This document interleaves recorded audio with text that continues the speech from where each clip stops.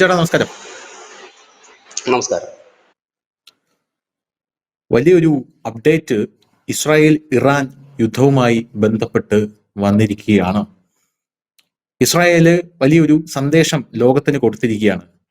As an Indian എനിക്കതിൽ സന്തോഷമുണ്ട്. കാരണം ഈ ടെററിസം എന്ന് പറയുന്ന ക്യാൻസറിനെ ലോകത്ത് നിന്ന് തുടച്ചു നീക്കാൻ പ്രതിജ്ഞയെടുത്ത മനസ്സാണല്ലോ ഇസ്രായേലിൻ്റെത്. ഇന്ത്യയും അതുപോലെയൊക്കെ തന്നെയാണ്. ആ ഒരു ലെവലിൽ നിന്ന് നോക്കുമ്പോൾ ഇസ്രായേല് അടുത്തത് ആക്രമിക്കാൻ പോകുന്ന രാജ്യം പാകിസ്ഥാനാണ് എന്ന് അവർ അസന്നിഗ്ധമായി പ്രഖ്യാപിച്ചിരിക്കുകയാണ്. ഇസ്രായേൽ എങ്ങനെ പ്രഖ്യാപിച്ചാൽ ഉറപ്പായിട്ടും പാകിസ്ഥാനെ അടിക്കും എന്ന് നമുക്ക് എല്ലാവർക്കും അറിയാം. അപ്പൊ പാകിസ്ഥാൻ ഇതിൽ വരണ്ടിരിക്കുകയാണ്. ഇന്ത്യയുടെ ഒരു അടി ഇപ്പം പാകിസ്ഥാനിൽ കഴിഞ്ഞതേ ഉള്ളൂ. ഇനി ഇസ്രായേലിന്റെ ഒരു അടി കൂടെ താങ്ങാനുള്ള ഒരു കെൽപ്പ് പാകിസ്ഥാൻ ഉണ്ടോ എന്ന് നമുക്കറിയില്ല. ഇസ്രായേല് അടിക്കുമ്പോൾ ഇന്ത്യ അടിക്കുന്നത് പോലെ ആയിരിക്കില്ല. ഇന്ത്യ ഭീകരവാദ കേന്ദ്രങ്ങളാണ് അടിക്കുന്നത്. ഒരു സിവിലിയൻസിന് പോലും അവിടെ പരിക്ക് പറ്റിയിട്ടില്ല. പക്ഷെ ഇസ്രായേൽ അങ്ങനെയല്ല. ഇസ്രായേല് അടിക്കുമ്പോൾ സിവിലിയൻസ് ആണോ, ഭീകരവാദികളാണോ, പാർലമെന്റ് ആണോ, അവിടെയുള്ള നേതാക്കന്മാരോ എന്ന് യാതൊരു വിചാരവും ഇസ്രായേലിനില്ല. അടി എന്ന് പറഞ്ഞു കഴിഞ്ഞാൽ എല്ലാവരും അടി. ഇസ്രായേലിന്റെ ഒരു രീതി എന്ന് പറഞ്ഞാൽ നീ ഭീകരവാദിയാണോ എന്നാ മരിച്ചോ, നീ ഭീകരവാദിയെ സപ്പോർട്ട് ചെയ്യുന്നവനാണോ നിന്നെയും കൊല്ലും എന്നുള്ള രീതിയാണ് ഇസ്രായേലിനുള്ളത്. അപ്പോ ആ ഒരു ലെവലിൽ നിന്ന് നോക്കുമ്പോൾ ഇസ്രായേൽ പറയുന്നത് ഇറാനെ ഞങ്ങൾ ആണവായുധം ഉണ്ടാക്കാൻ സമ്മതിക്കില്ല. കാരണം ആണവായുധം ഇറാന്റെ കയ്യിൽ എത്തുന്നത് ലോകത്തിന് തന്നെ ഭീഷണിയാണ് എന്നാണ് ഇസ്രായേൽ പറയുന്നത്. അത് സത്യവുമാണ്. കാരണം അതൊരു മതരാജ്യമായി പരിണമിച്ചിരിക്കുകയാണ്. അവർക്ക് ഇസ്രായേലിന് നേരെ ആണവായുധം പ്രയോഗിക്കാൻ സാധിക്കും. അങ്ങനെയാണെങ്കിൽ ജൂതകുലത്തിന്റെ തന്നെ അന്ത്യമാകും എന്നാണ് നെതന്യാഹു പറയുന്നത്. ഇത് ഞാനിപ്പോ ചെയ്തില്ലെങ്കിൽ ഇത് നാളെ ഇതിലും ക്ലേശകരമായിട്ട് വേറെ ആരെങ്കിലും ചെയ്യേണ്ടി വരും. നമ്മുടെ ഭഗവത്ഗീതയിലുള്ള അതേ വചനങ്ങളാണ്. ഭഗവത്ഗീതയിൽ കൃഷ്ണൻ അർജുനനോട് പറയും, കുട്ട നീ ഇപ്പൊ ഈ കൃത്യം ചെയ്തില്ലെങ്കിൽ നാളെ ഇതിലും ക്ലേശകരമായിട്ട് നിനക്കിത് ചെയ്യേണ്ടി വരും എന്നാണ് അദ്ദേഹം പറഞ്ഞത്. അതായത് മടിയൻ മല ചുമക്കും എന്നുള്ളതിന്റെ ഒരു ക്ലാസിക് ഫിലോസഫിക്കൽ ആയിട്ടുള്ള ഒരു നറേഷനാണ് പുള്ളി അവിടെ നടത്തിയത്. അപ്പൊ സമാനമായ രീതിയിൽ പുള്ളി പറയുന്നത്, അതുകൊണ്ട് ഞാൻ ഇന്ന് തന്നെ ഈ കാര്യങ്ങൾ തീർക്കും. കാരണം എന്റെ ജൂതകുലത്തിന് നാളെ ഒരു കാലത്ത് ഇവരെ കൊണ്ടൊരു പ്രശ്നമുണ്ടാകാൻ പാടില്ല. ഇവരെ കൊണ്ട് പ്രശ്നമുണ്ടാകാൻ പാടില്ല എന്ന് പറഞ്ഞ് ഇവരെ അടിച്ച് ഷെഡിൽ കയറ്റി കഴിഞ്ഞാൽ ഇനി അടുത്തത് പാകിസ്ഥാനാണ്. പാകിസ്ഥാന് ഒരുപാട് ന്യൂക്ലിയർ വാർ ഹെഡ്സ് ഉണ്ട്. അതും ഞങ്ങൾ തകർക്കാൻ പോവുകയാണ് എന്നാണ് പറഞ്ഞിരിക്കുന്നത്. അപ്പോ പാകിസ്ഥാനിലേക്ക് ഇസ്രായേൽ ഒരു അറ്റാക്ക് നടത്താനായിട്ട് ഒരുങ്ങുമ്പോൾ എന്തൊക്കെയാണ് ഇസ്രായേലിന്റെ മനസ്സിൽ ഉണ്ടായിരിക്കുക, എങ്ങനെയായിരിക്കും ഒരു പാകിസ്ഥാനിൽ അറ്റാക്ക് നടത്തുന്നത്, പാകിസ്ഥാൻ ഇതിനെ എങ്ങനെ പ്രതിരോധിക്കും, ഇന്ത്യക്ക് ഇതിൽ എന്തെങ്കിലും റോൾ ഉണ്ടോ, അല്ലെങ്കിൽ അയ്യപ്പനും ഘോഷയിൽ പറയുന്നത് പോലെ നമ്മൾ ഇതിലില്ല, നമ്മൾ കണ്ടാ മതി എന്നുള്ള രീതിയിലാണോ കാര്യങ്ങൾ? അല്ല, ഇത് കഴിഞ്ഞ കുറെ ദിവസം ഇതിന് ഏറ്റവും ആദ്യം ഈ ഒരു വിഷയം സംസാരിക്കുന്നത് ഇസ്രായേലിന്റെ വിഷയമല്ല. നരേന്ദ്രമോദി പലപ്പോഴും പറയാറുള്ള കാര്യമുണ്ട്, ഇനി എന്റെ ജനത്തിനെ ആക്രമിച്ചാൽ ഞാൻ നോക്കിയിരിക്കില്ല, അവരെ എന്നേക്കുമായി ഞാൻ പൂട്ടിക്കെട്ടും. ഇപ്പോഴും അദ്ദേഹം അതാണ് പറയുന്നത്. ഓപ്പറേഷൻ സിന്ദൂർ അവസാനിപ്പിച്ചിട്ടില്ല, ഇനി ഒരു അറ്റാക്ക് ഉണ്ടായി കഴിഞ്ഞാൽ തകർത്ത് കളയും എന്നാണ് അദ്ദേഹം പറഞ്ഞിരിക്കുന്നത്. കാരണം ഒരു രാജ്യത്തിന് നേരെ നിരന്തരമായി ഭീകരാക്രമണം നടക്കുമ്പോൾ പൊറുതിമുട്ടി ഒരു രാജ്യത്തിന്റെ ഭരണാധികാരി, നട്ടലുള്ള ഭരണാധികാരി പറയുന്ന ഒരു കാര്യമാണ് മോദി പറഞ്ഞത്. ഏതാണ്ട് നെതന്യാഹു പറയുന്നതിനെ ഞാൻ ആ രീതിയിൽ തന്നെയാണ് കാണുന്നത്. അദ്ദേഹം പറയുന്നത്, ഇനി ഭാവിയിലാണെങ്കിലും ഈ ജൂതന്മാർക്കൊരു മോശം വരരുത്, ഇല്ലെങ്കിൽ അവർക്കേറെ ഇനി ഒന്നും ഉണ്ടാകരുത്, അതിനു വേണ്ടിയിട്ട് ഞാനത് ചെയ്യും, കാരണം എനിക്കത് ചെയ്യാതിരിക്കാൻ കഴിയില്ല എന്നാണ് അദ്ദേഹം പറയുന്നത്. ഇതിനോടൊപ്പം തന്നെ അദ്ദേഹം പാകിസ്ഥാനെ പേരെടുത്ത് തന്നെ പറഞ്ഞിരുന്നു. അദ്ദേഹം പറഞ്ഞു പാകിസ്ഥാനാണ് ഇനി ഞങ്ങളുടെ അടുത്ത ലക്ഷ്യം എന്ന്. അത് പറയുന്നതിന് അനവധി കാരണങ്ങളുണ്ട്. കഴിഞ്ഞ ദിവസം ഇസ്ലാമിക് റവല്യൂഷണറി ഗാർഡിന്റെ തലവൻ റസായി ഇറാനിയൻ ടെലിവിഷനിൽ ഔദ്യോഗികമായി നടത്തിയ ഒരു ഇന്റർവ്യൂവിനിടയിൽ അദ്ദേഹം പറഞ്ഞു, ഞങ്ങൾക്കെതിരെ ഇസ്രായേല് മാരകമായ ആയുധങ്ങൾ പ്രയോഗിക്കുകയാണെങ്കിൽ, അതായത് ആണവായുധങ്ങൾ പോലെ, അത് പരിമിതമാണെങ്കിൽ പോലും പ്രയോഗിക്കുകയാണെങ്കിൽ പാകിസ്ഥാൻ ഞങ്ങൾക്ക് വേണ്ടി ഇസ്രായേലിന് നേർക്ക് ആണവായുധ പ്രയോഗം നടത്തും എന്ന് ഇറാനിയൻ ഈ കമാൻഡർ, അതായത് ഈ സൈനിക മേധാവി ഇറാനിയൻ ഒഫീഷ്യൽ ടെലിവിഷൻ ചാനലിൽ നടത്തിയ ഇന്റർവ്യൂവിലാണ് അദ്ദേഹം അത് പറഞ്ഞത്.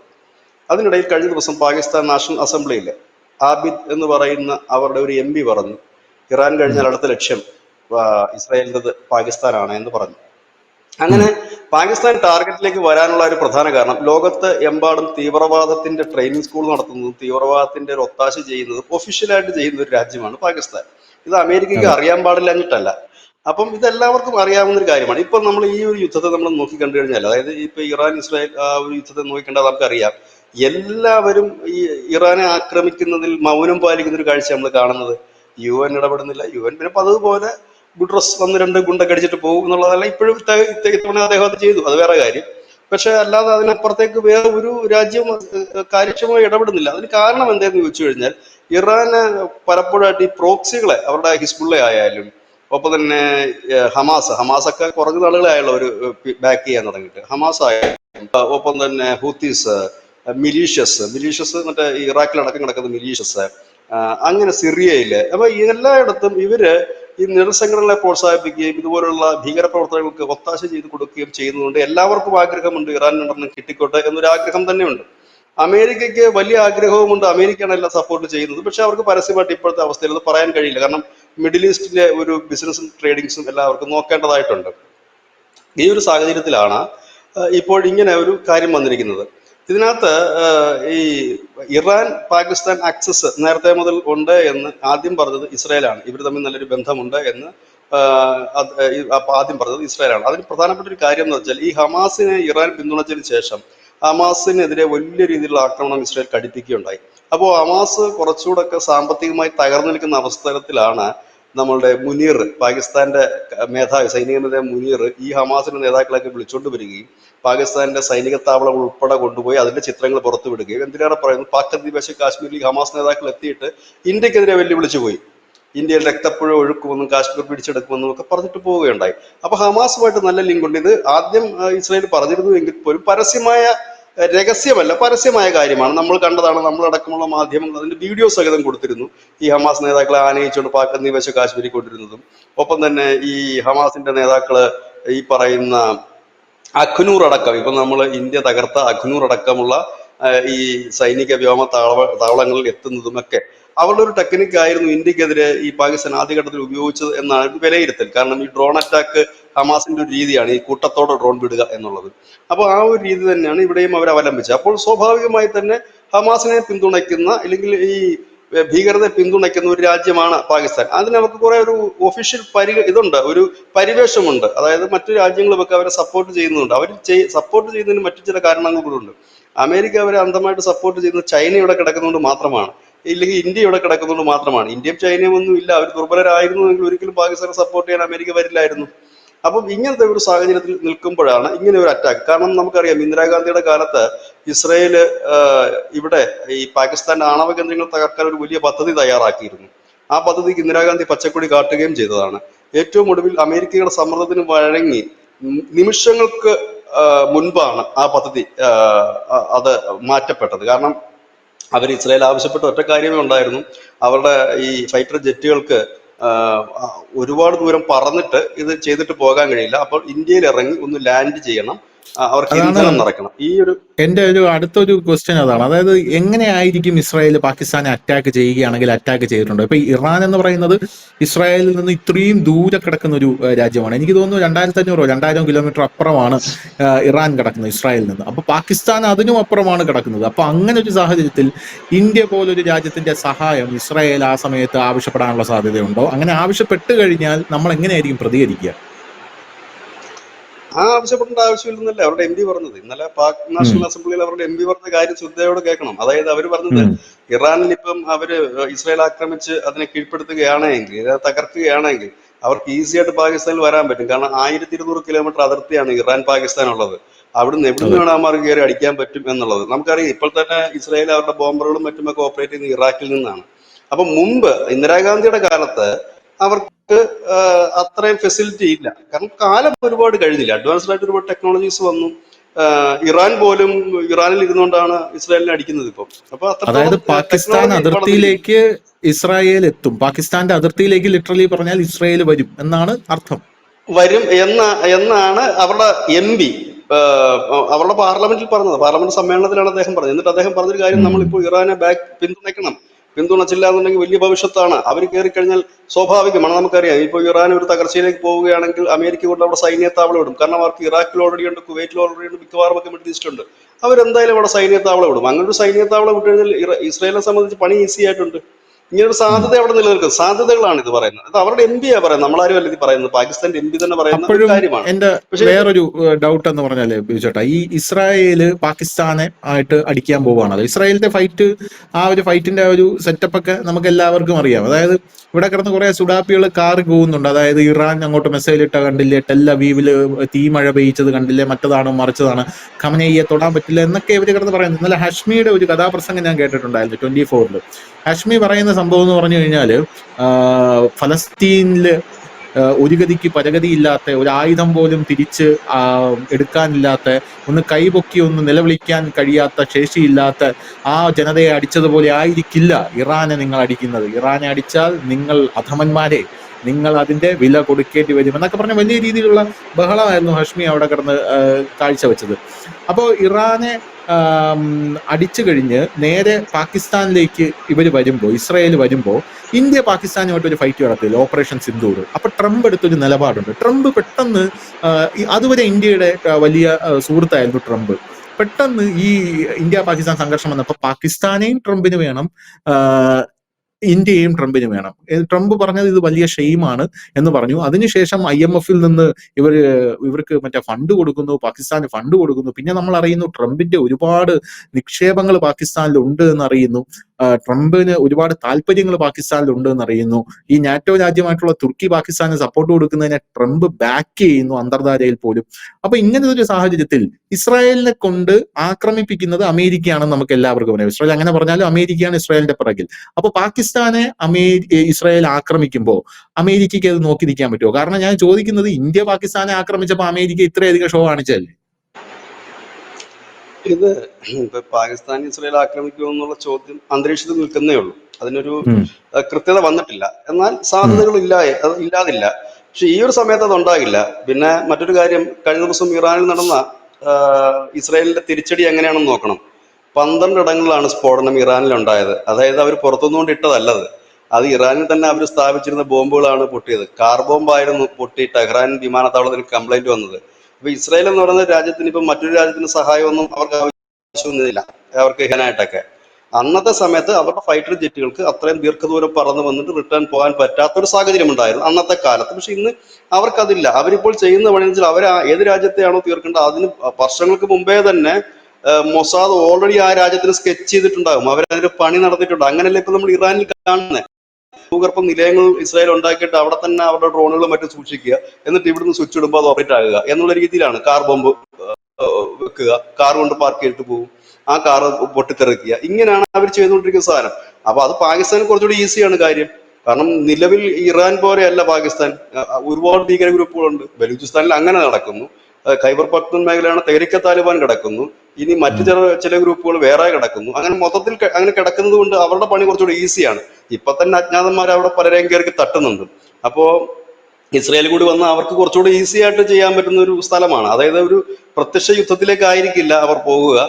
ഒരുപക്ഷെ ഇതുപോലെ തന്നെ ഈ ഇപ്പോൾ നമ്മൾ കണ്ടതാണ് ഇറാനെ എങ്ങനെയാണ് ഇസ്രായേൽ ടാർഗറ്റ് ചെയ്യുന്നതെന്നും അവരെ കൊന്നൊടുക്കുന്നത് നമ്മൾ കണ്ടതാ. അതായത് ഇറാന്റെ ഏതെങ്കിലും ഒരു ആണവ ശാസ്ത്രത്തിന് തലപൊക്കുന്നു എന്ന് കണ്ടു കഴിഞ്ഞാൽ സ്വാഭാവികമായി തന്നെ ഇവര് അതിനെ കൊലപ്പെടുത്തുകയാണ് ചെയ്യുന്നത്. നമുക്ക് ഇത് കുറച്ചു നാൾക്ക് മുമ്പ്, എനിക്ക് തോന്നുന്നു ഒരു 1.5 വർഷം മുമ്പ്, അവിടുത്തെ ഒരു പ്രമുഖനായ ഒരു ആണവ ഈ ആയുധത്തിന്റെ ഒരു തലവൻ തന്നെ എന്ന് പറയാൻ കഴിയുന്ന ഒരു ശാസ്ത്രജ്ഞൻ, വലിയ സെക്യൂരിറ്റിയൊക്കെ ആയിരുന്നു ഇറാൻ കൊടുത്തിരുന്നത്. അദ്ദേഹം ഉം, ഭാര്യയും ഉൾപ്പെടെ സഞ്ചരിച്ച വാഹനത്തില് ഒരു അറ്റാക്ക് നടക്കുന്നു. അതിൽ ഭാര്യ തൊട്ടടുത്തിരിപ്പുണ്ട്. ഭാര്യയ്ക്കൊന്നും സംഭവിച്ചില്ല.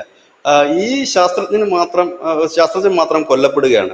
ശാസ്ത്രജ്ഞന്റെ സെക്യൂരിറ്റി ആരും കൊല്ലപ്പെട്ടില്ല. തൊട്ടടുത്തിരുന്ന വൈഫിന് പോലും ഒന്നും സംഭവിച്ചില്ല. അപ്പൊ അത്രയും ഉം. കൃത്യതയോടെയാണ് അവർ കൈകാര്യം ചെയ്യുന്നത്.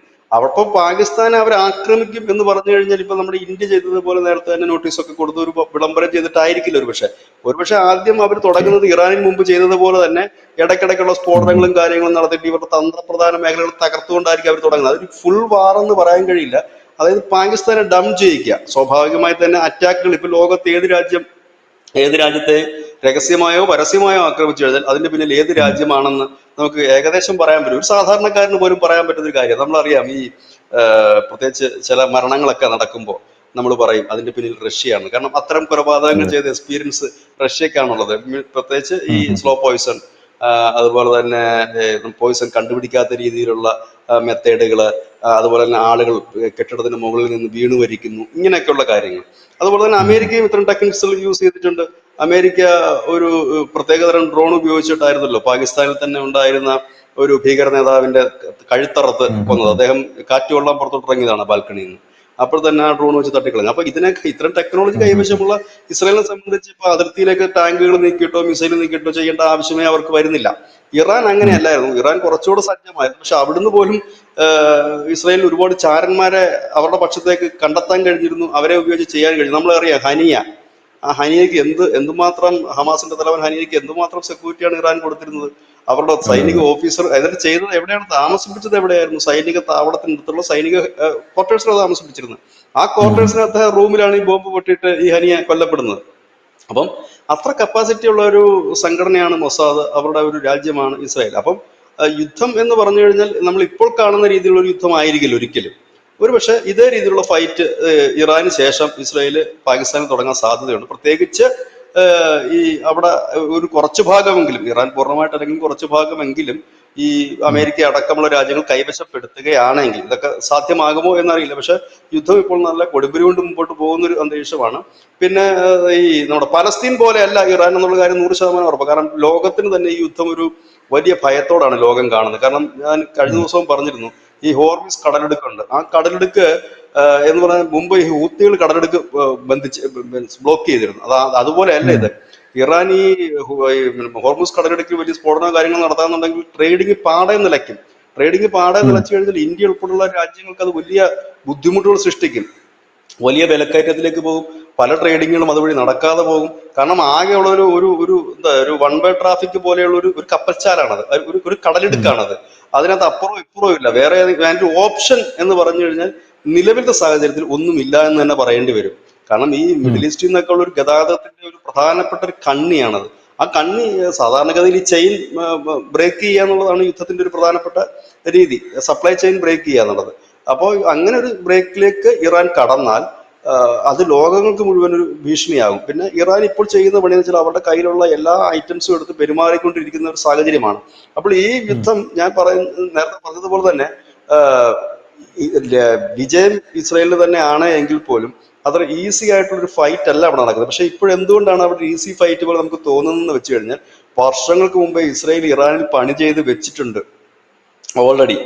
അതായത് ഏതൊക്കെ സമയത്ത് പൊട്ടണം അല്ലെങ്കിൽ പൊട്ടിക്കണം എന്നുള്ളതും, ഏതൊക്കെ തന്ത്രപ്രധാന മേഖലയിൽ. അപ്പോൾ എനിക്ക് തോന്നുന്നത് ഇന്ദിരാഗാന്ധിയുടെ കാലത്ത് തന്നെ അവർ പാകിസ്ഥാനെ അറ്റാക്ക് ചെയ്യാൻ പ്ലാൻ ചെയ്ത് കഴിഞ്ഞിട്ടുണ്ടെങ്കിൽ അവരിപ്പോൾ പാകിസ്ഥാന്റെ ഭൂമിശാസ്ത്രം വരെ കൃത്യമായിട്ട് അവർ അരിച്ചു പെറുക്കി എടുത്തിട്ടുണ്ടാകാം. കാരണം നമ്മുടെ ഈ കാർഗിൽ വാർ നടന്ന സമയത്ത് പോലും അവരാണ് ഈ നുഴഞ്ഞുകയറ്റത്തിന്റെ ദൃശ്യങ്ങൾ സഹിതം ഇന്ത്യക്ക് ആദ്യഘട്ടത്തിൽ കൈമാറിയിരുന്നത്. ഒരുപക്ഷെ ഇതിന്റെ ഒരു സ്പെക്കുലേഷൻ ആണ്, എനിക്കറിയില്ല. ഒരുപക്ഷെ ഈ പാകിസ്ഥാനിലൊക്കെ ഉള്ള ഭീകരന്മാരുടെ ഒക്കെ വീടുകളും സ്ഥലങ്ങളും ഒക്കെ കൃത്യമായിട്ട് തരുന്നതിൽ ഒരു പങ്ക് ഒരുപക്ഷെ മൊസാദിനുണ്ടോ ഇല്ലയോ എന്ന് നമുക്ക് അറിയില്ല. നമ്മളൊരു വാർത്ത കണ്ടിരുന്നു, ഈ പഹൽഗാമിൽ ഭീകരാക്രമണം നടന്നപ്പോൾ 25ഓളം വരുന്ന മൊസാദിന്റെ ഒരു സംഘം പഹൽഗാമിൽ എത്തിയിരുന്നു എന്നുള്ളത്.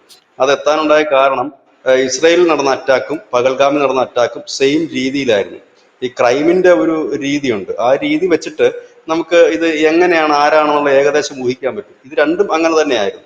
അപ്പോൾ അതിനൊരു സാധ്യതകൾ വളരെ കൂടുതലാണ്. ഇനി മറ്റൊരു കാര്യം എന്ന് പറഞ്ഞു കഴിഞ്ഞാൽ, ഇതൊക്കെ കണ്ടിട്ടാണോ എന്ന് എനിക്ക് അറിയില്ല, ഈ മറ്റേ ഈ പാകിസ്ഥാന്റെ ആണവ കേന്ദ്രത്തിൽ ഇന്ത്യ അടിച്ചു എന്നൊരു വാർത്ത ഉണ്ടായിരുന്നു. ഇതൊക്കെ മുൻകൂട്ടി കണ്ടിട്ടാണോ എന്ന് നമുക്കറിയില്ല. കാരണം ഇനി നാളെ ഒരു പാകിസ്ഥാന്റെ ഭാഗത്തുനിന്ന് ഒരു അണുവായുധത്തിന്റെ ഒരു ഭീഷണി എങ്ങും ഉണ്ടാകരുത് എന്ന് കരുതിയിട്ടാകാം. അന്ന് നരേന്ദ്രമോദി പറഞ്ഞൊരു കാര്യം കൂടെ ഉണ്ടായിരുന്നു, ഇനി ജീവിതത്തിൽ ഒരിക്കലും അവന്മാര് ആണവായുധം ഉണ്ടെന്ന് പറഞ്ഞ് വരത്തില്ല എന്ന്. അപ്പോ അന്ന് എനിക്ക് തോന്നുന്നു ആ വാർത്ത ഏറ്റവും കൂടുതൽ ചെയ്തത് ധനുഷ് എന്നാണ് എനിക്ക് ഏറ്റവും കൂടുതൽ വിഷമം തോന്നുന്നൊരു സംഭവം, വിഷമവും സങ്കടവും സന്തോഷവും ഒക്കെ തോന്നുന്നൊരു കാര്യമുണ്ട്. ട്രംപ് ഇപ്പൊ പറഞ്ഞിട്ടുണ്ട്, ഞാൻ ഇന്ത്യയും പാകിസ്ഥാനും തമ്മിലൊരു ഡീൽ ഉണ്ടാക്കി, അതുപോലെ ഇസ്രായേലും ഇറാനും തമ്മിലൊരു ഡീൽ ഞാൻ ഇനി ഉണ്ടാക്കാൻ പോവുകയാണ് വെടിനിർത്തലിന്റെ എന്ന് ട്രംപ് പറയുകയാണ്. സത്യം പറഞ്ഞാല് 2 യുദ്ധമായിരുന്നു ലോകത്തുണ്ടായിരുന്നു. ഇയാള് ഡീൽ ഉണ്ടാക്കി ഇപ്പൊ ആ യുദ്ധം 3 ഡീൽ ഉണ്ടാക്കാൻ ഇറങ്ങിയിട്ട് ഇപ്പൊ 3 യുദ്ധമായിട്ട് പരിണമിച്ചു കഴിഞ്ഞു. അപ്പോഴാണ് പുള്ളി ഡീൽ വേറൊരു കാര്യം കൂടെ പറഞ്ഞു. ഇന്നലെ വേറൊരു കാര്യം കൂടെ പറഞ്ഞായിരുന്നു, ഞാൻ ക്രെഡിറ്റ് എടുക്കാൻ നിൽക്കാറില്ല. ഒരു സിനിമയിൽ ഇതേപോലൊരു ഡയലോഗ് ഉണ്ട്, ക്രെഡിറ്റ് എനിക്ക് മതി. അപ്പൊ ക്രെഡിറ്റ് ഞാൻ എടുക്കാറില്ല. അത് ഇന്നലെ പറഞ്ഞതാ, ഞാൻ അങ്ങനെ ആരുടെ ക്രെഡിറ്റ് എടുക്കാറില്ലെന്ന്, എന്തെങ്കിലുമൊക്കെ തീർത്തെന്നും പറഞ്ഞിട്ട്. അപ്പം ഇത് കുറച്ചുകൂടെ രൂക്ഷമാകാനുള്ള സാധ്യത കൂടുതലാണ്. കാരണം ഇസ്രായേലിന്റെ ഒരു ലക്ഷ്യം, കാരണം ഇനിയിപ്പോ ഒരു ഇസ്രായേലിന് അല്ലെ വേറൊരു ഈ ചാൻസ് കിട്ടില്ല. ഖമനേയിയെ തട്ടിക്കളയാനായിട്ട് ഇസ്രായേൽ ശ്രമിച്ചപ്പോൾ ട്രംപ് അതിന് തടസ്സം നിന്നു എന്നൊരു റിപ്പോർട്ട് പുറത്തു വരുന്നുണ്ട്. ട്രംപ് അത് വീറ്റോ ചെയ്തു എന്ന് പറയുന്നു. ഖമനേയിയെ തട്ടണ്ടെന്ന് പറഞ്ഞു. ആക്ച്വലി ആ കള്ളക്കളവനെ തട്ടിക്കളഞ്ഞാൽ തീരാവുന്ന പ്രശ്നം ഇപ്പൊ ഇറാനിലുള്ളൂ എന്നാണ് ഞാൻ മനസ്സിലാക്കുന്നത്. അതിൽ ട്രംപ് ഇതൊക്കെ പറയുന്നതിലും ട്രംപിന്റെ കയ്യിൽ കടിഞ്ഞാണൊന്നും ഇല്ല എന്നുള്ളതാണ് മറ്റൊരു യാഥാർത്ഥ്യം. ഇനി ആ വേറൊരു കാര്യമുണ്ട്, ഒരു പക്ഷെ എനിക്ക് തോന്നുന്നു ഈ ഖമേനിയുടെ ഒരു കാലം കഴിഞ്ഞിട്ട് അദ്ദേഹത്തിന്റെ മകനാണ് ഇപ്പോൾ ചാർജ് കൊടുത്തിരിക്കുന്നത്. മകൻ പക്ഷെ വെള്ളിത്തിരയിലേക്ക് വന്നിട്ടില്ല, മുഖ്യധാരയിലേക്ക് മകൻ വന്നിട്ടില്ല. നമ്മൾ തന്നെ വാർത്ത കൊടുത്തിരുന്നു, മകനെ അവരോധിച്ചായിരുന്നു. അതെ അദ്ദേഹം അതെ അതെ ആണ് ആണ്. വയ്യ, രോഗാതുരനായിട്ട് അതെ, കിടക്കാണ്. എനിക്ക് ഇസ്രായേലിന് തോന്നുന്നു ഈ ഖമനേയിയെ ഇപ്പോഴും തട്ടാനായിട്ട് വലിയ പ്രയാസമൊന്നും ഇല്ലെന്നാണ് നമ്മൾ ഇസ്മായിൽ ഹനിയൊക്കെ ഇല്ല ഇല്ല ഇറാനിൽ ഇല്ല. കയറി ഹമാസിന്റെ ആളെയൊക്കെ വളരെ ഗംഭീരമായിട്ട് തട്ടിക്കളഞ്ഞാണല്ലോ. ഈ ഖമനേയി തിന്നുന്ന ഗുളിക ഏത് കുപ്പിയിൽ ഇരിക്കുന്നെന്ന് വരെ ചിലപ്പോൾ ഇസ്രായേലിന് അറിയായിരിക്കും. അത് വരെ കൃത്യമായിട്ട് പഠിച്ചു വെച്ചിട്ടായിരിക്കും അവന്മാർ അതിനകത്ത് അല്ല, ഇരിക്കുന്നത്. ഇതിനൊരു വേറൊരു കാര്യം, ഒരു ഇന്റർനാഷണൽ മുഖമുണ്ട് ധനുഷ. കാരണം ഉം. ഖമേനി എന്ന് പറഞ്ഞു കഴിഞ്ഞാൽ അവരുടെ ഒരു സുപ്രീം കമാൻഡർ മാത്രമല്ല, അവരുടെ ഒരു ആത്മീയ നേതാവ് കൂടിയാണ്. ആത്മീയ നേതാവ് എന്ന് പറഞ്ഞാൽ ഇറാന്റെ മാത്രമല്ല, ആ ഒരു വിഭാഗത്തിന്റെ ആത്മീയ നേതാവാണ്. ഒരു തരത്തിൽ അല്ലെങ്കിൽ മറ്റൊരു തരത്തിൽ പറഞ്ഞാൽ ഇസ്ലാമിക് ഓർഗനൈസേഷൻ തന്നെ പ്രധാനപ്പെട്ട ഒരു ആത്മീയ നേതാവ് തന്നെയാണ് ഈ ഖമേനി. അപ്പൊ അത് മറ്റ് രാജ്യങ്ങളിൽ ഒരു മതപുരോഹിതൻ എന്നുള്ളൊരു പരിവേഷം കൂടി ഈ ഖമേനിക്കുണ്ട്. അങ്ങനെയാണല്ലോ അയാൾ ഈ ഇറാൻ മുഴുവൻ പിടിച്ചടക്കിയിട്ട് ഈ ഫത്ത് പുറപ്പെടുവിച്ചുകൊണ്ടിരിക്കുന്നത്, പർദ്ദ ഇടണം, മറ്റേത് ഇടണം, ഇല്ലെങ്കിൽ അങ്ങനെ നടക്കണം എന്ന് പറഞ്ഞുകൊണ്ടിരിക്കുന്നത്. അപ്പൊ അതെ സ്വാഭാവികമായി അതെ. തന്നെ അദ്ദേഹത്തെ കൊലപ്പെടുത്തി കഴിയുമ്പോൾ അത് മറ്റ് രാജ്യങ്ങളിൽ അത് ഇമ്പാക്ട് ഉണ്ടാക്കും. അതിന്റെ ഇമ്പാക്ട് എന്ന് പറഞ്ഞാൽ ഭീകര അറ്റാക്കുകൾ പലയിടത്തും സാധ്യതകളുണ്ട്. ട്രംപ് പറഞ്ഞതിനകത്ത് യാഥാർത്ഥ്യമുണ്ട്. കാരണം ഇപ്പൊ ഇസ്രായേലിനാണെങ്കിൽ തട്ടിക്കളഞ്ഞിട്ട് ഇസ്രായേലിന് കുഴപ്പമൊന്നുമില്ല, കാരണം ഡെയിലി അടിച്ചുകൊണ്ടിരിക്കുന്ന ഒരു രാജ്യമാണ് അവര്.